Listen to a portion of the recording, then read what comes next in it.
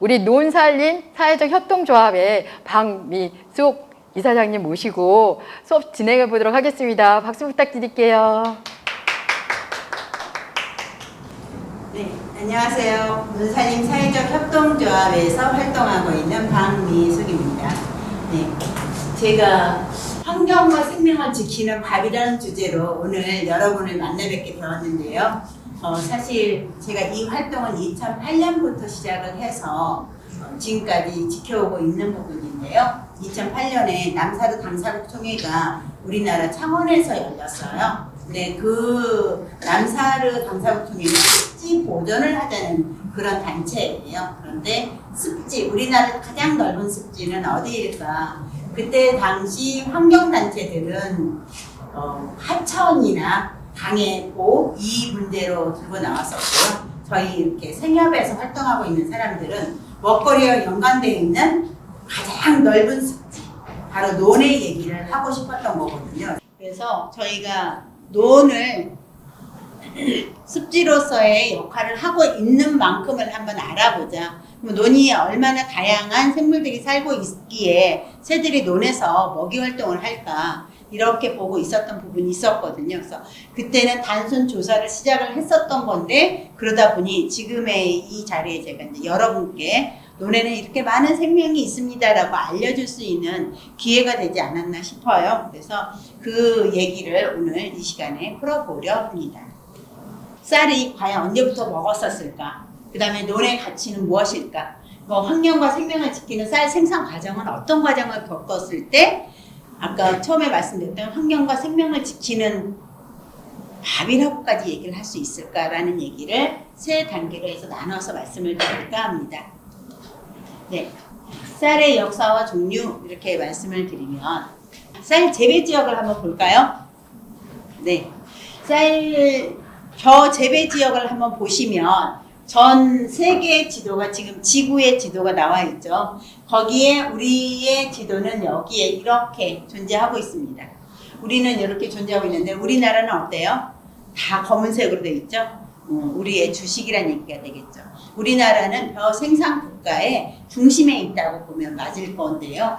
이렇게 동남아시아와 동부아시아에 집중되어 있고요. 그 다음에 옛날에는 여기는 주식을 쌀로 갖지 않았었지만 지금 이 주식이 여기에서도 잘 생산된 것을 이제 알게 된 거죠. 그래서 지금 여기서 쌀 재배를 대단히로 많이 하고 있습니다. 그리고 아프리카 일부분에서도 지금 저희 쌀이 재배되고 있는 부분이 있습니다. 그래서 아프리카의 쌀은 사실 한국의 쌀이 넘어간 경우가 많아요. 선교사님들이 우리 벽실을 들고 가서 거기에 처음엔 작은 논을 만들어서 시작을 했다가 점점점 늘려가는 이런 모습으로 가고 있거든요. 근데 여기에서 보시면 이렇게 검정색으로 되어 있는데 지금 인구 밀도를 한번 보시면 굉장히 인구 밀도가 높죠. 인구 밀도가 왜 높을까? 왜 높았을까요? 인구 밀도가 높다는 건 먹거리가 풍부해서 자녀를 낳았을 때 자녀를 세상으로 보내지 않고 충분한 영양을 공급할 수 있는, 그래서 자손이 번식할 수 있는 이런 곳이었다고 볼 수 있는 거죠. 지금도 어때요? 지금은 이제 대도시로 많은 사람들이 몰려오는 건 뭐냐면 옛날처럼 먹는 걸 직접 생산이 아니라 간접 생산, 돈을 가지고서 다시 먹거리를 사는 구조로 형성이 되어 있죠. 그래서 먹거리를 잘 살 수 있게끔 경제적인 구조를 가질 수 있는 거죠. 대도시에 있다 보니까 대도시로 몰렸던 거고요. 그 옛날에는 어땠을까요? 1차 농산물이 가장 우선이었겠죠. 그래서 1차 농산물인 우리 주식이 백성들을 많이 먹여 살릴 수 있는 그런 주식을 갖고 있는 곳이 인구 밀도가 높을 수밖에 없었던 거죠. 그래서 저희는 이렇게 검정색을 보면은 전 지구적으로 봤을 때 이렇게 큰 넓이가 아닙니다. 30%가 안 되죠. 그런데 쌀을 주식으로 하는 인구는 전 세계 인구의 약 50% 가까이 됩니다. 그러니까 면적으로 따지면 주식을 생산하고 있는 면적으로 따지면 30%밖에 안 되는데 실질적으로 그 주식을 먹는 인류는 50% 가까이 된다는 것은 곧 쌀이 그만큼 생산량이 많다라는 얘기가 되겠죠. 생산량이 많고 그 다음에 이게 농사 짓는 방법이 너무 어려우면 포기할 수밖에 없어요. 농사 짓는 방법이 너무 어렵다. 그럼 포기를 했을 텐데 벼농사 짓는 방법은 그렇게까지 어렵지 않습니다.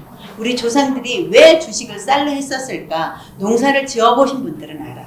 물 조절 관리만 잘하면 벼농사는 그렇게 크게 어렵지 않습니다. 그런데 사막에서는 어떨까요? 사막이나 햇살량이 적은 데서는 생산량이 적을 수밖에 없고 물을 넣어주는 방법 자체가 어렵겠죠. 그래서 사실 이렇게 검정게 되어 있는, 그러니까 쌀이 중심적으로 생산되는 곳들은 다우 지역입니다. 비가 많이 와서 또는 물이 많아서 충분히 보존할 수 있는 지역, 물을 담수해서 농사를 지을 수 있는 지역, 그리고 논농사 짓는 가장 벼가 왕성하게 자라는 시점 7월, 8월, 우리로 따지면 7월, 8월에 물이 많고 햇살이 따뜻해야 가능한 그런 지역입니다. 그래서 북위 40도에서 남이 50도까지가 바로 벼농사 적절한 지역이다라고 알려져 있어요. 근데 북위 40도보다도 더 높게도 사실은 올라가져 있는 모습을 볼 수 있거든요. 저희가 3파선 정도가 여기죠. 그래서 40도 선이 사실 이 정도밖에 안 됩니다. 평안도 쪽. 그러면 여기는 거의 북위 50도 가까이 올라가 있는데도 벼농사를 지었던 흔적들이 지금도 많이 남아 있습니다. 지금 짓고 있다라고 말씀을 드린 게 아니라 남아 있습니다. 그럼 언제 지었었을까요? 누가 지었었을까요? 저기 벼농사는 우리 조상들이 일제 강점기 시절에 독립운동을 하기 위해서 도망을 가고 그랬을 때 우리의 벽실을 들고 간 거죠. 벽실을 들고 가서 봤더니 굉장히 거기는 토양이 검은 굉장히 흙이 양분이 많은 그런 곳입니다. 그래서 그곳에다가 벽실을 뿌려서 농사를 지었던 흔적이 남아있어서 조금 있다가 한번 화면을 보시면 알게 되는데요. 아직도 논이 있었던, 논둑에 있었던 나무랄지 그 흔적이 아직도 남아있는 걸 제가 보고는 왔습니다만은 이렇게 그래서 북위 40도라고 알려져 있지만 북위 40도보다 더 훨씬 높은 데까지도 벼농사가 가능했었다. 다우 지역은 가능하다. 근데 우리나라는 벼농사 짓기에 딱 좋은 6월달에 모내기를 하고 나면 6월 말부터 우기가 닥치죠. 장마라고 하는. 그래서 우리는 벼농사 짓기에 가장 적절한 환경을 갖고 있지 않았나 이런 생각을 해봅니다. 그래서 동남아시아나 우리나라나 가물어서 땅이 약간 갈라지거나 이런 경우는 있지만 물이 부족해서 먹을 물도 없을 정도로 물이 없는 지역은 없습니다. 우리가 식수가 부족해서 우리가 먹을 물을 아껴야지 된다 이 정도까지는 아니라는 거 아시죠? 그렇게 물이 그런 풍족하다는 얘기인 거거든요. 물이 풍족한 데는 사실은 논의 역할도 있었습니다. 논에서 지하로 꾸준히 물을 내려줬던 아주 장시간 동안 보내줬던 효과가 있거든요. 그러면 우리나라가 이제 쌀이 언제부터 먹었었을까라는 이제 고민을 한번 해봐야 되겠죠. 이것은 우리 국사체계 문화의 전달과도 똑같은 이동 통로를 갖고 있습니다. 그러니까 외부로부터 문화가 전파되었을 때 쌀도 같이 왔을 것이다라는 예측에 의해서 그런 건데요. 맨 처음에 있었던 건 남방설입니다. 이걸 주장했던 건 일제시대 때겠죠. 당연히 일본이 우리와 한국은 같은 시대에 문화가 발달됐다라고 주장했었던 시절은 남방설. 그래서 여기 인도 쪽에 있는 겐지스강이나 이쪽에서 발굴된 타나미가 있었는데 그 타나미가 기원전 7000년 정도 되는 타나미가 있습니다. 이 타나미를 그게 원료일 것이다라고 얘기했던 게 이제 일본이 얘기했던 부분인 거고요. 그 다음에 우리나라의 김포 가와지 벽시랄지 여주 흔남리에 있는 거랄지 이런 데서 타나미가 발견이 되는 게 이게 4000년, 5000년 가까이 4800년 이 정도 3600년 이렇게 된 타나미가 발견이 되다 보니 여기서 얘기했던 죄송합니다. 여기에서 얘기했었던 3000년보다 훨씬 오래된 거잖아요. 그러니 아니 여기에서 쌀 재배된 것들이 산통관절을 통해서 이렇게 백길로 이동해 왔을 것이다라고 하는 중고설이 이제 또 나오기 시작을 하기도 했습니다. 그런데 여기 황하강 유역에서 1500년 된 탄화미가 발견되면서 아니야, 북쪽을 통해서 논농사가 아니라 밭별을 중심으로 해서 아마 이동해 왔을 것이라는 북방설도 같이 이제 힘을 받기도 하고요. 그래서 이 세 가지가 공용되고 있었던 상황이고요. 우리가 지금까지 역사를 배울 때 문화와 쌀이 같은 방향으로 전파됐을 것이다라고 예측이 되어 있는 부분이기도 합니다. 그런데 이것은 이제 뒤집는 일들이 생기게 됐죠. 여주 후남릭대 3000년 전, 그러면 고향 가와지 벽시가 5000년 전. 그러면 일본이 주장했던 3000년보다 훨씬 더 빠른 거죠. 우리 당군의 역사와 같은 시기를 갖고 있다라고 볼 수가 있거든요. 그래서 우리가 청동기 시절에 벼가 있었을 것이다라고 예측할 수 있는 자료가 됩니다. 그런데 이제 이걸 또 깨는 일이 있습니다. 세계에서 가장 오래된 벽시는 어디에 있었을까요? 지금까지 발견된 것 중에 그보다 더 오래 전에 이미 있었을 수도 있습니다. 세계에서 가장 오래된 벽시는 아까 제가 이제 겐지스강 인도 쪽에 7000년 전 벽시 말씀드렸고요. 황하강에 1500년 된 벽시도 얘기를 드렸어요. 그러면 그보다 더 오래된 벽시가 얼마 전에 발굴됐어요. 어느 나라에서 발굴됐을 것 같아요? 그쪽에 어디? 황하강이나 아니면 겐지스강이나 양쯔강이나 이쪽일 것이다라고 예측을 하시는 거죠. 생각외로 한반도였습니다. 네, 한반도 가장 오래된 벽시 해가지고 이게 1997년도경에 오창 산업공업단지를 이제 조성을 할 때 거기에 널무덤도 있었고 청동기 유물들이 좀 있었습니다. 그래서 이제 충북대에서 여기를 다 공업단지 만들고 나면 그런 유물들이 언제 때 건지 알 수가 없을 것 같다. 그러니 알아보자라고 하는 차원에서 흙을 천공을 했습니다. 이렇게 쿵쿵쿵 내려서 천공을 해서 그 안에 있는 여러 가지 씨앗이나 이런 걸 가지고 탄소 연대 측정을 한 거거든요. 거기서 벽시가 나온 거예요. 거기서 벽시가 나왔는데 그 탄소 연대 측정을 했더니 12,000년 전 거예요. 하지만 그건 우리만 발굴한 거지 세계가 인정할 수는 없는 거잖아요. 그래서 2002년에 재발굴이 들어갑니다. 재발굴 들어가서 거기에서 층층이 다시 벽시를 굉장히 많이 발굴을 했습니다. 120종이 넘는 벽시가 발견이 됐는데 이걸 탄소 연대 측정을 했더니 15,000년 전에서부터 12,000년까지 벽시가 골고루 분포돼서 나온 거예요. 사실 어떤 분은 17,000년 것도 말씀을 하시는데 17,000년 것도 나왔습니다. 그런데 그것은 야생 벽시로 사람이 먹었을 것이라고 예측을 할지 모르지만 인간이 먹었다는 흔적을 알 수 없는 그런 벽시가 7,000년 전 것은 이렇게 발견이 된 거고요.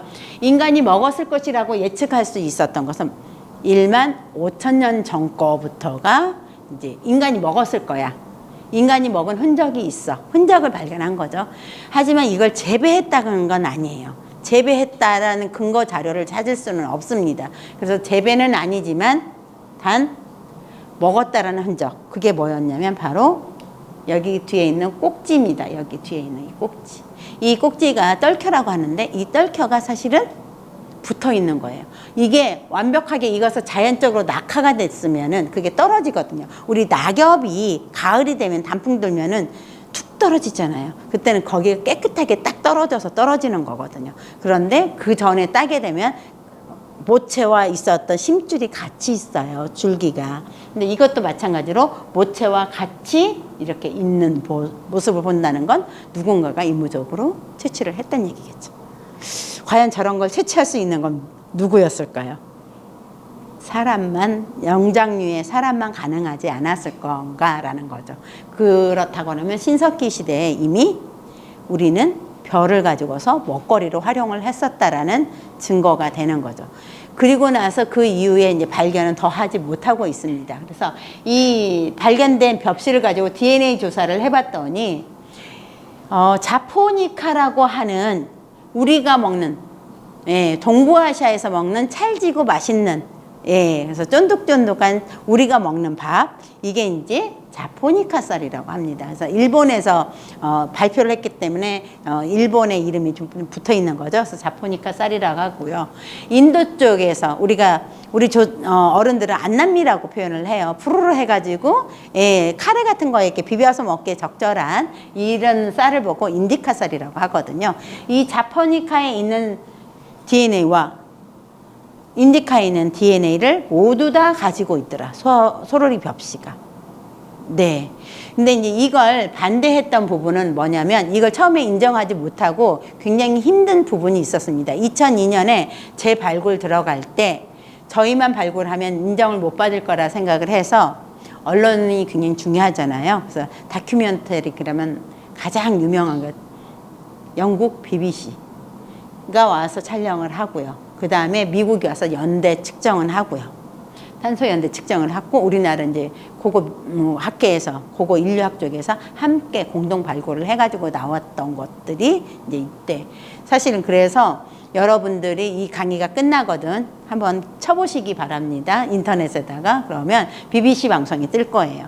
영어가 이제 좀 되시는 분들은 BBC 방송을 한번 찾아보시는 것도 좋을 거고요. 그렇지 않으시면 그냥 우리나라 많은 기사들이 있습니다. 그때 나왔던 기사들. 네, 그러셔도 됩니다. 네. 청원 소로리 벽시 이렇게 치시면 알아요. 소로리 벽시 그러면 아마 거기에 해당되는 것들이 많이 뜰 거예요. 그래서 이게 인정을 받는 것은 2014년에 와서 인정을 받게 돼요. 그 동안에 중국에서 최고의 벽시, 가장 오래된 벽시를 갖고 있었던 종주국이라고 하는 중국이 이제 아니다. 한국에 있었던 것은 소빙하기, 만년 전에 소빙하기가 있었는데 이걸 못 넘어왔을 것이다라고 예측을 했던 거거든요. 근데 이걸 갖다 실험으로 사실 이제 저 벽시를 갖고 실험한 건 아니었고 할 수가 없죠. 이미 탄화가 됐으니까 우리 현재 벽시를 가지고 해봤더니 지금보다 4도를 낮춰서 그러니까 소빙하기 온도까지 낮춰서 발화를 시켜서 봤더니 70%가 발화를 하더라. 우리 벽시는 사실 90% 이상이 발화하거든요. 근데 70% 발화하더라. 다른 것들보다도 발화율은 훨씬 좋았던 거죠. 그래서 충분히 넘어올 수 있었다. 그런데 추운 지역에서의 벼와 따뜻한 남쪽으로 갔을 때 벼는 상황이 다르기 때문에 자기 환경에 맞춰서 유전적으로 변이했을 것이다라고 예측을 하는 부분도 있는 거죠. 이건 예측입니다. 그래서 이렇게 우리나라 세계에서 가장 오래된 벽시 이게 농사를 지었다는 흔적은 아니에요. 그 흔적까지는 못 찾는다고 말씀드렸죠. 하지만 사람이 먹었을 것으로 예측되는 이 가장 오래된 벽시가 바로 우리나라에서 발굴되었고요. 이게 1만 5천 년이란 말이에요. 한 세대를 30년으로 놓고 보면 사실 지금이야 30년이 맞겠지만 옛날은 20년도 안 됐었죠. 자식을 낳는데 한 세대를 30년으로 놓고 계산을 해도 500세대가 이 쌀을 먹은 거죠. 500세대가 먹고 우리가 인류가 이렇게 번창했다는 건 인간에게 가장 안전한 식품이라고 조상들이 대대로 증명해 줬다고 저는 생각을 합니다. 네, 그래서 그 무엇보다도 가장 안전한 식품은 바로 쌀이다. 혹시 여기에 우리 애는 집에서 밥만 먹으면 배앓이 해요. 알레르기 일어나요. 그러신 분 있나요? 아니면 제가 그래요? 없죠. 아마 쌀을 먹고 밥을 먹고 알레르기 있으면 불행한 아이일 거라는 생각이 들어요. 근데 우리가 쌀로 만든 어떤 것도 부패하지 않는 걸로 먹었었을 때는 몸에 이상을 느끼지 않는다라는 거죠. 이미 조상들이 아마 문제가 인간하고 안 맞았다 하더라도 인간에 맞춰서 진화하지 않았었을 거라는 생각이 듭니다. 근데 어찌 됐든 쌀도 1만 5천 년을 흘러왔고 우리도 그만큼 흘러오면서 맞춰지어서 가장 안전한 식품이 바로 쌀이다라고 말씀을 드릴 수 있을 것 같습니다. 그럼 이제 논의 흔적을 찾기가 쉽지 않아요. 논 구조를 혹시 아시나요? 논은 물 넣고 논둑이 무너지고 혹시라도 홍수나고 이러면 무너져서 보이지 않고 이런 형태입니다. 그래서 논을 찾기라는 건 쉽지 않은 거고요. 기원전 7세기로 축조되었을 걸로 보이는 둔벙 형태. 그러니까 물을 가두려고 일부러 정으로 저 구멍을 파고 그리고 이렇게 수로를 빼서 물을 넣었던, 물을 흘려보냈던 자국을 찾은 거예요. 물을 저렇게 가둬가지고 하려면 굉장히 많은 에너지를 그때 당시로서는 도구가 없던 시절에 저렇게 만들려면 쉽지 않았을 텐데 그렇게 물을 가두려고 했고 그 물을 이용해서 뭔가를 했단 말이에요. 물은 가둬놓으면 먹을 수 있을까요? 밖에다가 저렇게 물을 가둬놓는다는 것은 식용으로 먹기 위해서는 저렇게 할 수가 없어요. 그렇다면 밭에다 물 가둬놨다 밭에다 물 주려고? 지금이야 조리개도 있고 여러 가지 도구가 있으니까 갖다가 퍼서 나눠주기가 좋겠죠. 근데 가뭄시기에 아무리 거기에 물이 있어도 그 옛날에 도구가 없던 시절에 2000년 전, 거의 3000년 전에 도구 없는 이 조상들은 아마 물이 있어도 퍼다가 뭐 작물에다 물을 줄 수 있는 환경은 아니었을 겁니다. 그럼 물을 흘려보내서 누군가에다가 줄 수 있는 것은 물속에서 자라는 식물, 그것도 주식인 식물을 키우기 위한 게 아니었을까. 그게 바로 논이었을 것이다라고 예측을 하기에 딱 좋은 거죠. 그래서 관계시설이라고 하거든요. 이걸 이제 관계시설이라고 하는데 이런 관계시설들이 3000년 전에도 이미 존재해 있었다. 그러니까 그렇게 물을 보존하고 이걸 이용해서 농사를 지으려고 했던 조상들의 지혜가 보이는 부분인 거죠. 저희가 많은 국사 책에 보면은 고구려의 주식 그러면 벼가 안 나와 있습니다. 수수, 조, 뭐 이런 것들이 나와 있거든요. 기장, 피 이렇게 나와 있거든요. 그런데 사실 고구려 벽화에 있는 이 고구려 벽화에 농사의 신이 들고 있는 이런 이삭, 이렇게 생긴 이삭의 모습은 뭐가 있을까라는 거죠. 이건 벼이삭만 이런 모습을 갖고 있습니다. 벼이삭 외에는 이런 모습을 갖고 있는 것들이 없거든요. 그럼 농사의 신이 손에다 들고 있는 건데 최소한 가장 중요시 여긴 주식이 아니었을까라고 저는 생각을 해보거든요. 그래서 고구려도 실질적으로는 이렇게 쌀을 먹었을 것이다라고 예측할 수 있는 근거 자료가 남아있는 거죠. 사실은.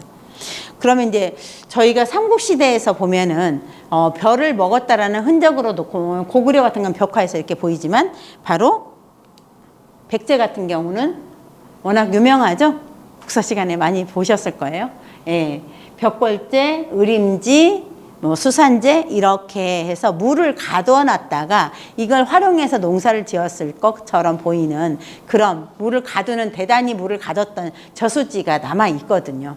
근데 이제 김제 벽골제 같은 경우는 실질적으로 평야 지역에 있어서 거의 바다로 가기 직전에 물을 가두는 형태를 갖고 있는 거고요. 의림지는 산에서 내려온 제천 의림지 같은 경우는 산에서 내려온 물을 그대로 가둬서 그 밑에 있는 평야의 물을 흘려보냈을 수 있는 여건을 갖추고 있습니다. 그래서 실질적으로 남아있는 게 그렇지 그렇게 물을 담아서 축조했었을 것 같다라는 생각을 할 수가 있겠죠. 그래서 이건 뭐 우리는 이제 저수지, 전라도에 가면 방죽 이렇게 표현을 하고 충청도 같은 경우는 둔벙 이런 식으로 표현을 하거든요. 그래서 이제 이런 저수지 형태들이 백제 시대 때부터 이미 있었었다.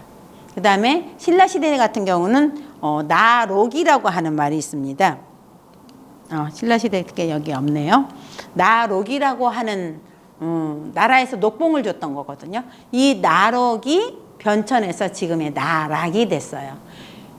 시골에 가면은 나락 말렸냐라고 표현을 해요. 우리는 벼라고 표현을 하지만 시골은 아직도 나락이라고 표현을 하거든요. 그래서 이게 쌀을 아직 도정하기 전, 우리가 추수를 했었을 때 알곡 형태로 되어 있는 걸 보고 나락이라고 합니다. 이 나락의 어원은 나록인데 이게 통일신라 때에 썼던 나록에서부터 변천했다는 것은 나라에서 녹봉을 준다는 건 무슨 얘기일까요? 화폐 가치였다는 얘기잖아요.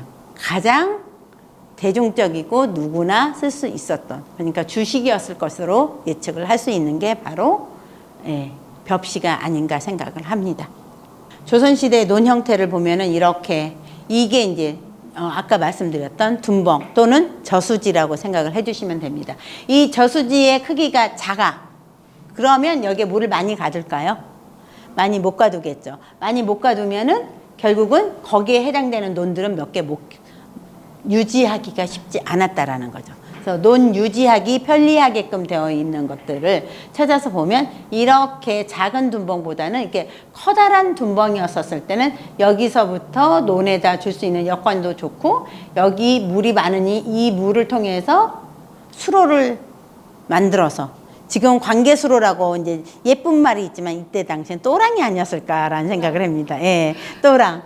이 또랑을 통해서 물을 밑에 있는 평야지에 있는 논들에게 물을 공급하는 그런 구조였겠죠. 그래서 조선시대 1500년대에 조사했었던 그래프를 여기다가는 수록을 안 했는데요. 보게 되면은 둔벙이 할 수 있는 땅에다가 물을 줄 수 있는 크기가 그렇게 크지 않았어요. 그래서 100결 이렇게 되어 있는 데까지는 둔벙이 충분 유지를 했었는데 1000결 이렇게 넘어가는 아주 평야지에서는 실질적으로 둔벙으로서는 해결이 어려웠다라는 증거가 나와요. 그럼 이제 어떻게 되느냐면 여기서 산에서부터 내려온 물들을 가둬서 이렇게 수로를 통해서 오면 이 물을 받아서 수로를 통해서 이 수로가 이렇게 존재하면 수로에 해당되는 논들은 대단히적으로 굉장히 많은 곳들이 물을 충분히 받을 수 있는 여건들이 되는 거죠.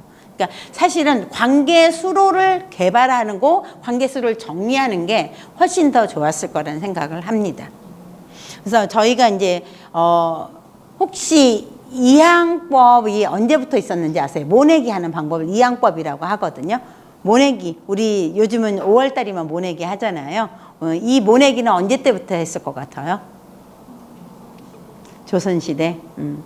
많은 분들이 조선 중기라고 생각하세요. 조선 중기에 재시도를 해서 온 거죠. 실질적으로는 이항법이 고려시대 때부터 있었습니다. 고려시대 때 보면은 저희 이제 국사책이 조금씩 바뀌고 있어요. 그전에는 왜 고려시대를 말씀 안 하고 조선을 얘기했는지는 알아요. 저희가 공부 배웠을 때는 조선 중기부터라고 배웠기 때문에 그래요. 저도 조선 중기로 배웠거든요. 그런데 고려시대 문헌을 찾다 보니까 모내기 하는 방법들이 나오는 거죠. 거기에도. 그래서 고려시대 때 이미 지금 우리가 경작을 하는 데 있어서 건강하게 자연 생태적으로 경작을 하는 데 있어서 한 해는 농사를 짓고 그 다음에 휴경을 하고 거기서 풀이 닿으면 그 다음에 경축을 하고 그 다음에 경축에서 소들이 또는 염소들이 많은 배변을 놓으면 거기에 양분이 많아지니까 그 다음에 농사를 짓고 그래서 경축 순환이라고 하잖아요. 그러니까 순환 농법을 주창을 하고 있는데 사실 고려시대 책에 보면은 이미 그게 다 나와 있어요. 우리나라는 같은 농사를 단작을 하지 않고 윤작을 하는 농사법을 하라고 지시되어 있는 것들이 있습니다. 이미. 그래서 외국에서 경축 순환농업이라서 외국에서 들어온 농법으로 알고 있는데 실질적으로 조상들이 이미 해왔던 농법이고 조상이 했던 그 방법을 우리가 너무 무시하고 잊고 있지 않나라는 생각을 해봅니다. 다시 재발굴을 해야지 될 필요성이 있다라고 보여져요. 그리고 조선 초기에 세종대왕 때 농사직설이라고 하는 농사 짓는 방법이랄지 농작물에 대한 얘기를 써놓은 책이 있는데 거기에 모내기법이 그대로 수록이 돼 있습니다. 그렇다는 건 그 전부터 모내기 하는 방법이 충분히 전래돼 왔었단 얘기겠죠. 그래서 모내기 하는 방법에 보면은 모를 한쪽에다 심어서 50일 정도 키운 다음에 그걸 뽑아서 반의 반자, 그러니까 반의 반자니까 30cm 간격으로 심어라. 줄을 30cm 간격으로 해서 심어주는데 한 번에 심을 때 2개 내지 3개, 3주를 심어라. 지금도 그 방법 그대로 갑니다. 우리가 환경이 그렇게 크게 변하지 않았다는 얘기인 거죠. 우리 환경에는 그 정도로 농사를 지었을 때 가장 적절한 농사법이라고 생각을 했겠죠. 그러면서도 그 마지막에 뭐라고 써져 있냐면 가뭄이 들어 1년 농사를 망칠 수 있으니 그러니까 모내기 시절에 가뭄이 들어 1년 농사를 망칠 수 있으니 이 방법을 사용하지 않고 태평농법으로 직파로 농사를 지을 것을 국민들에게 공고를 합니다. 근데 저는 그게 정말로 물이 없어서라고 생각은 않습니다. 왜? 조선 중기에 가서 수로를 정비하면서 대대적으로 모자라지 않음을 볼 수 있거든요. 그것은 고려시대에서 조선시대 넘어오면서 사실 부의 분배 때문에 일어나지 않았을까라는 생각을 해보기도 합니다. 전 개인적인 생각은 그렇게 들고 있습니다. 근데 어찌됐든 문헌에서는 그렇게 되어 있습니다.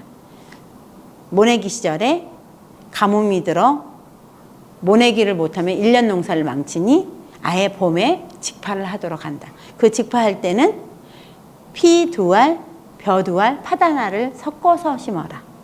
왜 그랬을까요? 우리는 팥이 기본이었던 것 같아요. 팥은 콩과 식물 중에 탄수화물이 굉장히 많은 식물이에요. 콩과 식물이지만. 그래서 주식이 단백질이 아니라 탄수화물이었던 얘기가 될 수 있는데 정말 가물면 벼가 잘 못 자라잖아요. 그러면 팥으로라도 영양분 섭취를 하려고 했겠죠. 근데 팥이 그럼 비가 오면 팥은 박곡식이잖아요. 죽게 되잖아요. 그랬을 때는 어떻게 됐을까? 팥은 콩과 식물이에요. 콩과 식물은 뿌리와 박테리아를 잡아서 양분을, 공기 중에 있는 양분을 끌어당기는 성질을 갖고 있습니다. 그러니까 공기 중에 많은 질소를 콩을 심으로써, 그 콩 중에서 이제 팥을 심었던 거죠. 팥을 심으로써 팥이 질소를 끌어 모아서 벼가 자랄 수 있는 양분을 거기서 키웠던 거죠. 그러면 피하고 쌀은 왜 같이 심었을까요? 피하고 쌀은. 그때 당시 피는 주식이었습니다. 저희. 지금 조선 후기에 넘으면서부터 피를 사실은 등한시하고 뽑아서 버리는 식물로 갔던 거고 쌀보다 수확량이 적으니까요. 하지만 조선 초기에는 피도 저희 주식이었어요. 지금도 피를 그래서 건강식으로 드시는 분들 있거든요. 생협에 가면 피 나와 있습니다. 참피 해가지고. 근데 저희가 쌀하고 피를 같이 심었던 건 병해충으로부터 어떤 거라도 하나는 건져야기 됐었기 때문에 그랬습니다. 그래서 멸구라고 하는 것은 벼멸구는 오면 벼만 먹지 피도 안 먹습니다. 딱 벼만 먹어요. 그러니까 벼멸구가 때로 들어서 벼를 망가뜨리면 피라도 그 밑에 있는 벼가 죽게 되면 양분을 피가 대신 다 먹고 피가 훨씬 잘 크기도 하거든요. 그래서 이렇게 같이 섞어서 심었던 경험이 있습니다. 그런데 왕가에서는 이 이모작 방법을 안 놓쳐요. 왕가에서는 계속 이모작 방법으로 농사를 짓습니다. 그러다가 조선시대 중기에 와서 일손을 한번 잃게 되죠. 언제 잃죠? 조선 중기에 우리가 일손을 한꺼번에 확 잃었을 때가 있습니다. 임진왜란이요. 네, 임진왜란 때 힘쓰는 장정들은 다 전쟁터에 가서 죽을 수밖에 없었죠. 그리고 어린아이, 부녀자, 노인들 아니면 젊은 사람이 밖에 나갔다가 제대로 들어온 게 아니라 다리 하나 잘리고 손 하나 잘리고 힘을 제대로 쓸 수 없는 형태로 해서 집으로 돌아왔잖아요. 그러니 농사 지을 힘은 없는 거예요. 그때 많은 농지가 다시 휴경지로 넘어가는 경우가 굉장히 많았습니다. 휴경지로 넘어가고 그 일손들이 다시 원상복귀 되는 데는 약 20년의 시간이 필요했잖아요. 그 20년 동안 그럼 농사를 안 져요? 그럴 순 없죠. 그때 바로 이양법을 풀어줍니다. 국가에서. 그럼 이 방법으로 농사를 지어라. 이양법으로 농사를 짓는다는 건 너무너무 쉬운 거예요. 썰애질이라고 하는 농가리를 한다면 썰애질을 하면 그때 풀을 다 잡아버리는 거예요. 벼는 이미 50일 커서 굉장히 커서 자기 힘을 갖고 있는데 풀들을 그때 다 제거를 하고 벼가 들어오게 되면 다른 풀들이 그 벼를 이겨낼 수가 없죠. 그래서 썰애질이라고 하는 게 도입이 되면서 일선을 10분의 1만 써도 될 만큼 됐죠. 대신 일손이 10분의 1로 줄어들다 보니까 어떤 현상이 생기느냐? 소작을 안 주는 거예요. 양반들이 많은 땅을 그냥 멋은 몇 명만 데리고도 그 농사를 지을 수 있는 구조가 된 거예요. 그래서 소작을 안 주고 어떻게 돼요? 소작을 안 주고 자기네들이 다 져요. 그러니까 백성들은 그냥 정말 바쁜 모내기 시절하고 추수 시절만 그냥 일손 그냥 가서 일을 하고 일당 받아가는 정도 이렇게 되고 소작은 조금밖에 못하는. 조선 초기에는 사실은 태평농법을 지면 어떻게 되냐면 아이면 아이, 어른, 할머니, 할아버지 없이 다 나가서 풀을 뽑아야 돼요. 벽시에 올라오는 속도가 풀로 올라오는 속도가 같아요. 그러니 누구나 다 나가서 뽑아야 되기 때문에 개국공신들이 그 고을 하나를 다 선물로 받아도 내가 농사 지을 수 있는 힘은 없어요. 줘야 돼요. 누군가에게. 내가 농사를 못 질 바에는 누군가가 농사를 짓게끔 해줘야 되잖아요. 그러니까 누구나 공평하게 먹고 살 만큼 10명이 있는 집은 10명이 농사 지을 수 있는 땅을 주는 거고요. 빌려갈 수 있는 거고요. 5명밖에 안 사는 집은 5명이 먹고 살 만큼만 받아가면 되는 거였어요. 고대 광시를 부자인 양반들이라 해서 많은 농사를 지을 수 있는 게 아니에요. 그 집에 일손까지 합해서 20명밖에 없어. 그럼 20명이 농사 지을 수 있는 땅만큼만 가지고 있기 때문에 누구나 다 공평했다면 이 이모작은 아니에요. 이모작은 정말 일손이 아까 10분의 1로 줄었다고 말씀드렸죠. 그러다 보니까 그냥 머슴을 하나 두면 그 머슴이 일을 그만큼 해내면 되는 거예요. 이러다 보니까 어떤 일이 생겨요? 조선 중기 이후에 부익부, 빈익빈이 나오기 시작을 한 거죠. 그러니까 사실 조선 초기에는 가난하고 이래도 난이 별로 없습니다. 내가 가물어서 내가 농사가 안 되면 옆집도 농사가 안 된 거예요. 상대적 빈곤이 없는 거예요. 절대적 빈곤은 있겠죠. 당연히. 세종대왕이 3년 가뭄에 죽을 드셨다고 할 정도니까 왕이 죽을 먹을 정도면 얼마나 힘들었겠어요. 그런데도 밀란은 없는 이유는 뭐냐면 내가 힘들어 죽을 것 같은데 이 양반 집도 힘들어 죽는 건 똑같더라는 거죠. 그 집만 잘 먹고 내가 힘들면 화가 나고 밀란을 일으킬 텐데 똑같아요. 근데 조선 후기에 와서는 그렇지 않습니다. 조선 후기에 와서는 거기에다가 이모작이라고 하는 것까지 들어와요. 흥부놀부전 아시죠?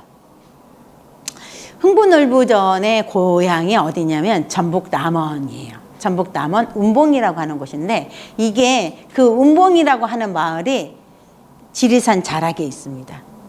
지리산 자락이니까 위도는 같은데 고도에 따라서 위에는 한랭한 지역인 거고요. 밑에는 굉장히 따뜻한 지역입니다.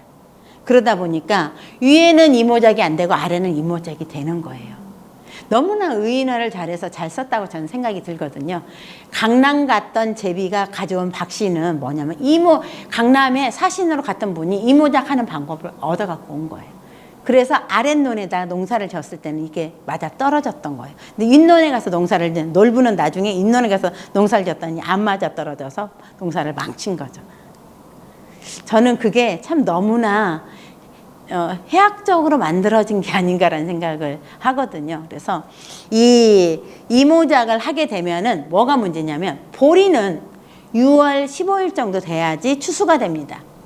근데 벼는 언제 들어가야 돼요? 벼는 5월 초순에는 들어가야 돼요. 그러면 50일 정도의 갭이 생깁니다. 직파를 하면 이건 절대 이모작을 할 수 없어요. 근데 이 50일 동안에 동네에서 그 넓은 들판 중에서도 물이 제일 잘 들어온 논 한두 개만 벼를 안 심어요. 그리고 거기다 물을 대놓고 거기다 모판을 키웁니다. 이 동네에 쓸 모를 거기다만 다 키워요. 그래서 시골에 가서 보면 모둘자리 이런 데가 있어요. 가끔 가서 보면 모둘자리. 모를 뒀던 논이란 뜻이에요. 모둘자리. 그래서 그 논에 물이 잘 들어가고 물을 잘 받을 수 있는. 그러니까 모판을 놨었을 때 모가 물의 높이를 굉장히 잘 맞춰줘야 되거든요. 그 물 조절을 잘 할 수 있는 지역에다가 온 동네 모를 거기다가 다 심는 거죠. 해서 모를 쪄서 6월 15일 정도에 보리를 베내고 6월 20일 정도에 모내기가 들어갑니다. 사실은 요즘은 5월 20일이면 벌써 모내기를 하는데요. 굉장히 빠른 거죠. 우리 조상들은 6월 달에 모내기를 했습니다. 그래서 6.25 때 모내기를 하다가 6.25가 나서 6.25 때 모내기 할 시간이 없어서 그냥 모춤을 이렇게 뿌리고 왔는데도 가을에 갔더니 추수가 될 만큼 잘 커 있더라. 이런 기록들이 있거든요. 예, 이렇게 우리는 정말 벼라고 하는 것은 사람이 돌보지 않아도 하늘이 물만 잘 주면 잘 농사가 되는 게 쌀이었던 것 같습니다. 그래서 이렇게 사실은 농사 짓는 방법이 변천이 이렇게 되어 온 거죠. 그럼 이제 논은 어떤 구조로 어떤 논들이 만들어졌을까라는 건데요. 조선시대에 이제 논 만들었던 얘기예요. 이것은 이제 김세필이라고 하는 사람 귀양 갔다가 만들었던 논인데요. 처음에 이 다음 장을 먼저 보시고 보겠습니다. 맨 처음에 이렇게 생긴 사람이 손대지 않은 땅이에요. 이거 연해주에서 찍어가지고 온 사진입니다. 연해주에는 아직 이렇게 전혀 사람의 흔적이 없는 땅이 아직도 그대로 남아 있더라고요. 근데 이렇게 이런 곳 중에서 어디에다가 먼저 농사를 짓기 시작했을까요? 제일 밑에 중턱 꼭대기 어디서부터 농사 지었을까요? 제일 밑에 여기요. 집중호우 때 비가 오면 요 밑에 있는 논은 지금처럼 물 관리할 수 있는 능력이 없어요. 싹 쓸고 갑니다. 홍수 피해 때문에 못해요. 사실은 중턱에 물이 내려가다 펑퍼지면서 조금 고이는 자리, 그 자리에 평평하게 골라서 농사를 지어보니 물이 좀 남는 것 같아. 그럼 그 아래에 내려가서 다시 짓고, 이게 바로 다랭이 논의 시작인 거죠. 그래서 인류는 산 중턱에서부터 농사가 시작됐을 것으로 예측을 하고요. 그래서 다랭이 논들이 형성이 된 겁니다. 지금 여기는 이제 우리나라 남해에 있는 다랭이 논이거든요. 사실 우리나라 다랭이 논 중에서 남해는 그렇게 큰 다랭이는 아니고요. 보기에 아름다운 다랭이라고 생각을 하시면 되는 거고, 우리나라 정말 커다란 다랭이는 산청, 함양 이쪽에 가면 있습니다. 산청에 가면 60만 평 다랭이 논이 유기논이에요. 예, 근데 이제 함양 같은 경우는 100만 평 정도 되는 다랭이 논이 있는데, 다랭이 당이 있는 게 100만 평 정도 돼요. 근데 거기는 산속으로 해가지고 한눈에 안 보여요. 근데 산청은 한눈에 보이더라고요. 근데 거기에 가서 보면은 거기 제가 산청의 예를 들어볼게요. 산청 같은 경우는 위에 산이 황매산인데, 황매산 꼭대기 근처가 억새밭입니다. 바로 무슨 얘기냐면 이렇게 노란색으로 된다는 얘기예요. 이게 연해주인데 제가 11월 달에 가서 찍은 사진이거든요. 이렇게 어두운 건 나무가 자란다는 뜻인 거고요. 이렇게 밝은 것은 억새가 자란다는 얘기예요. 왜 나무가 못 자라고 억새가 자랄까? 토양이 수분 함량을 많이 갖고 있는 거예요. 토양이 수분 함량을 많이 갖고 있다는 것은 무슨 얘기냐면 논농사 지을 수 있는 토양이라는 뜻이 되는 거죠. 예. 그래서 이런 지역에 물이 고이면 그 자리에 논을 만들고 그 밑에 이렇게 해서 다랭이 논을 형성을 해서, 정말 이 조그마한 기계도 못 들어가는 이 다랭이에 농사를 짓기에는 옛날에 얼마나 힘들었겠어요. 그런데도 불구하고 축대를 이렇게 쌓아서까지도 다랭이를 유지했다는 건 우리 주식을 지키기 위한 우리 조상들의 얼마나 많은 노고가 있었을까. 근데 이런 대단한 다랭이들이 지금은 많이 없어지고 있어서 저는 다랭이 지키는 사업도 지금은 해내야지 되는 부분 중에 하나라고 생각을 합니다. 어찌됐든 그래서 물이 없는 곳은 논을 만들 수 없어요. 원래도 물이 있었던 땅이었기 때문에 논도 만들어지는 거예요. 그러면 이런 평야 지역은 어떻게 생겼을까? 이렇게 비가 오면 막 휩쓸려서 보세요. 여기 보면은 여기 빛이 있어가지고 잘 안 보이긴 하겠습니다만은 이 물길이 있었던 흔적이 보입니다. 그런데 지금은 물길이 이렇게 변했죠. 그러니까 물길이 비가 한 번 올 때마다 물길은 지 마음대로 흘렀던 거죠. 예, 이게 이제 워낙 넓은 곳에서 높은 곳에서 사진을 찍어서 이게 굉장히 큰 강이거든요. 예, 이게 이제 동해안이었었던 건데요. 저쪽 뒤쪽에 보이는 게 북한이고, 북한 경계선 근처에 있는 산에서 찍은 사진이에요. 네, 이런 땅 우리나라는 지금 남아 있을까요? 이렇게 생긴 습지 우리 남아 있나요? 안 남아 있어요. 우리 조상들은 얼마나 부지런했는지 이것들을 다 정비해서 요런 동지로 바꾼 거죠. 그러니까 이런 산을 갖다가 개간해서 만든 게 바로 이런 다랭이 논을 형성을 한 거고요. 이런 늪지대를 개발한 것은 이런 평야가 된 거죠. 그래서 우리 조상들은 조금 사용할 수 있는 땅은 다 개간을 했다 이렇게 생각을 해 보시는 게 맞을 것 같습니다. 우리가 개간했었던 흔적으로 볼 수 있는 것 중에 이제 여러 가지가 있기는 한데요. 우리가 이제 그 얘기는 이 시간에 하려고 그러면 또 역사 부분이고 아마 1시간을 잡아야 할 것 같습니다. 그래서 그 전에 있었던 이런 식으로 개간을 해서 했다라고 말씀을 드릴 수 있을 것 같아요. 그래서 지금의 강보입니다. 지금의 남한강 보가 그때 당시도 그 자리에 보를 만들어서 했었던 거하고 똑같은 자리에 보가 형성이 되거든요. 이 사람이 이 마을로 사실은 귀향을 갔는데 관직이 다시 복귀돼서 올라오라고 하는데 안 올라가고 이 마을에서 이렇게 대단히 간척 사업을 한 거죠. 예. 여기가 늪지대였던 걸 늪지대를 갖다가 개간해서 이런 논을 지금의 평야 지역을 만든 게 조선시대다라고 생각을 하시면 됩니다. 우리가 평야가 먼저 생겼다고 생각을 하시는데요. 가장 먼저 생긴 것은 첫 번째 다랭이입니다. 두 번째 먼저 생기는 건 곡간지라고 하는 다랭이와 다랭이가 만나서 평지, 물들이 조금 용이하게 흐를 수 있는 곡간지가 되는 거고요. 그 다음에 평야 지역은 그 다음 마지막에 형성이 된 거고요. 그 다음에 간척지라고 해서 새만금과 같이 이렇게 딱 막아가지고 하는 게 마지막 단계겠죠. 그런데 우리가 지금 논을 지키지 못하고 있는 게 반대로 지금 지키지 못하고 있습니다. 첫 번째가 다랭이를 먼저 제일 먼저 형성됐던 데를 제일 먼저 버리고 있는 거고요. 그 다음에 곡간지고, 그 다음에 이제 평야지나 지금 간척지 같은 경우는 아주 잘 활용을 하고 있는 입장인 거죠. 그래서 우리나라 논의 환경은 이렇다라고 말씀을 드릴 수 있을 것 같습니다. 그래서 다랭이 논은 이런 계곡을 이용해서 만들었던 게 다랭이 논이고 이런 늪지대를 이용해서 만들었던 게 평야 논이었다라고 생각을 해주시면, 그렇다고 본다 그러면 논은 원래도 습지였던 곳을 단지 인간이 사용하기 편하고 주식을 만들기에 편한 곳으로 바꾸었을 뿐인 거지, 습지가 아니었던 곳에 논을 만든다 해서 논이 만들어지지 않아요. 습지가 아니었던 곳은 사질토가 많아서 물을 넣으면 물이 싹 빠져버립니다. 논이라고 하는 구조는 물이 빠져서는 안 되죠. 물이 전혀 안 빠지진 않아요. 약 넣어준 물의 40%가 지하 공급으로 들어가게 되어 있어요. 하지만 쭉 빠져버리면 안 되겠죠. 그래서 사실 논이라고 하는 것은 사람들이 인공습지라고 하지만 그 옛날에도 습지였고, 그 습지의 형태를 인간이 편리한 습지로 약간 변형해서 쓰고 있다 이렇게 생각하시면 될 것 같습니다. 그러면 그 습지라는 건 물이 있는 공간은 생명의 땅인 거죠. 우리 하늘로 천체를 보면서 늘 물이 있는 별을 찾고 있잖아요. 지구와 유사한 것들.